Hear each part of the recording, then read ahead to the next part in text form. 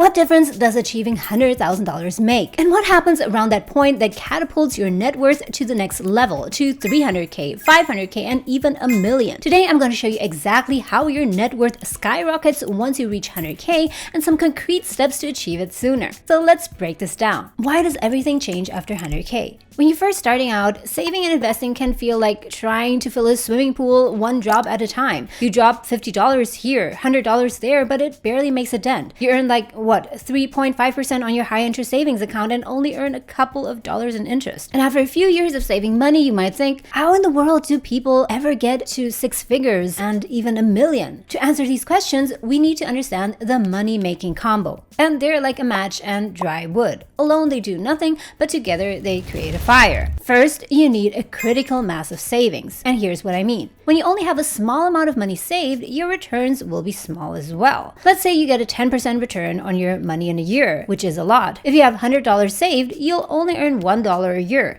If you have $1,000 saved, you'll earn just $10 a year. At $10,000 saved, you'll earn $100, barely enough to pay your utilities in Toronto. But if you have $100,000, now we're talking, at that same 10%, you'll earn $10,000 a year without even lifting a finger. See, once your portfolio reaches a certain critical size, around 100K, your money finally starts doing the heavy lifting. Now just imagine how much you'll earn on 1 million while watching Netflix in your pajamas and getting your dog to fetch your snacks. That's $100,000. Let that sink in for a moment. So is that the reason why rich people get richer faster? Partially, yes, because they have that critical mass of assets. But that's just one part of the money-making combo. The other part is compounding. And I bet that most of you know what I'm talking about. I sort of knew about compounding all my life, but it took a while to really hammer this into my head until I suddenly woke up and thought, why have I ignored this miracle for most of my life? And I'm not exaggerating, as even Albert Einstein famously said,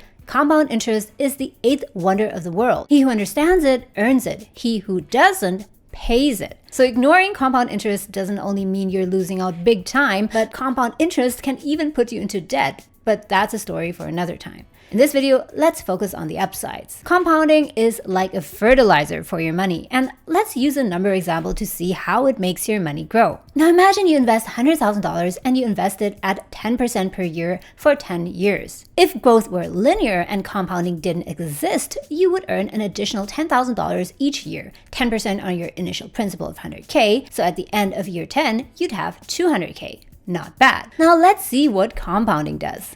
At the end of the first year, you'll earn 10% or $10,000. Now you have $110,000. Now compounding means that you not only earn interest on your initial principal amount, but also earn interest on your interest. So in the next year, you earn 10% not only on the original 100K, but on the 100,000 plus 10,000, the entire 110,000. That's 11,000, bringing your principal amount to $121,000. In the third year, you'll earn 10% on your original $100,000, as well as on the interest that you already accumulated, and you end up with $121,101. And so on. Every year you're earning money on a bigger and bigger base. You have that critical mass. In year 10, you're suddenly at $259,374, which is more than double the initial amount. So this is what happens when you combine a critical mass and compounding. But you might say, I'm just not there yet. Right now, I don't have 100K and saving money is so painfully slow. I get it. The first years of saving money is a battle. But if you keep fighting, it will get easier and easier over the years, I promise you. At one point around 100K, the explosion happens and you'll wish you had reached the 100K much earlier.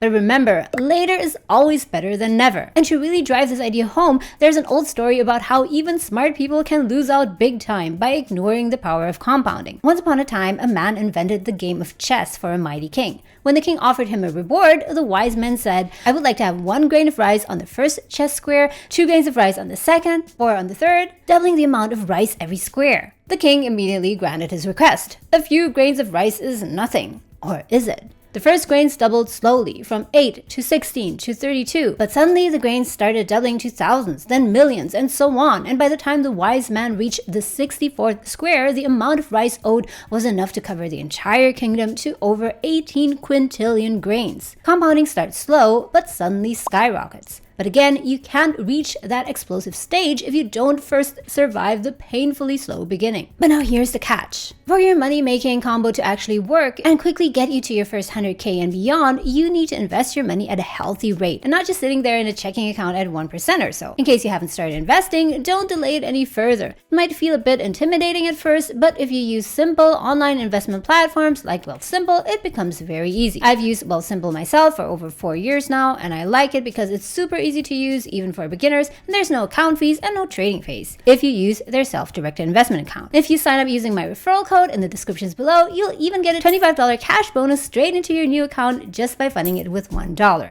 Note that I will be earning a small commission as well. So let's say that you've invested your money wisely. How long will it take you to get to 100K and how long to get to 1 million? Assuming you save $10,000 per year and your money compounds at 7% per year, it will take you 7.84 years to get to your first 100,000. Now here's the interesting thing. How long do you think it takes to get to 200,000? Surprisingly, it won't take you double that time or 15 years to get to 200,000. In fact, it only takes another 5.1 years. From 200 to 300K, it will take less than 4 years. From 300 to 400K, only 3 years. And from 400 to 500K, only 2.5 years. You see how it gradually takes less and less time to get to the next 100K? Let's spin this further up to 1 million. And here you'll see that last $100,000 to get to 1 million only takes 1.3 years. That fast. So at this point, it should become clear why it's so important for you to get to your first 100K as soon as possible. Because at that point, your net worth will have reached the critical mass it takes to grow exponentially. But how do I get to the first 100K, you might ask, in case you're not there yet? Charlie Munger, Warren Buffett's legendary business partner, once said, "The first 100,000 is a bitch, but you gotta do it. I don't care what you have to do. If it means walking everywhere and eating ramen, you need to get there." Well, I added the part about ramen actually. He's not exaggerating.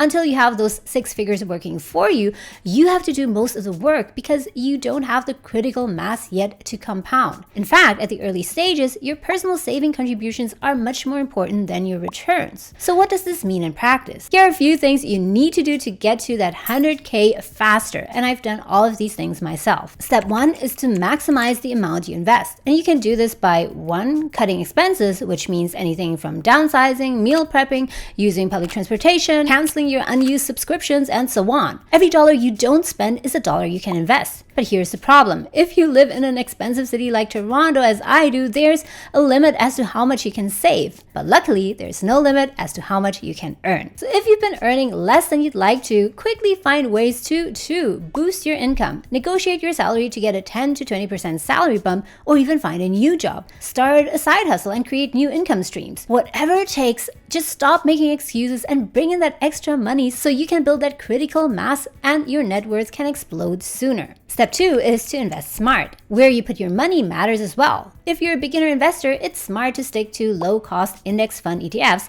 that simply track the market. You get instant diversification, low fees, and historically solid returns. You can watch this video up here if you want to know some of my favorite ETFs in Canada. Once your foundation is built, you can consider branching into riskier investments with caution, like individual stocks and more volatile investments like Bitcoin. As a beginner, you can easily buy Bitcoin on platforms like Wealthsimple. They're a bit expensive, I must say, but you have the convenience of having all your investments on one platform. Or you can use NDAX, a Canadian crypto exchange with one of the lowest fees, and you can even get a $10 bonus if you sign up using my link in the descriptions below. Last but super important step is to use tax advantage accounts. If you're in Canada, there are 2 massive tools, which are the TFSA and RSP. A TFSA lets your investments grow completely tax-free. An RSP gives you huge tax deductions, and you pay taxes only later when you withdraw, ideally in retirement when your income is typically lower. So using these accounts properly can save you tens of thousands of dollars over your investing lifetime.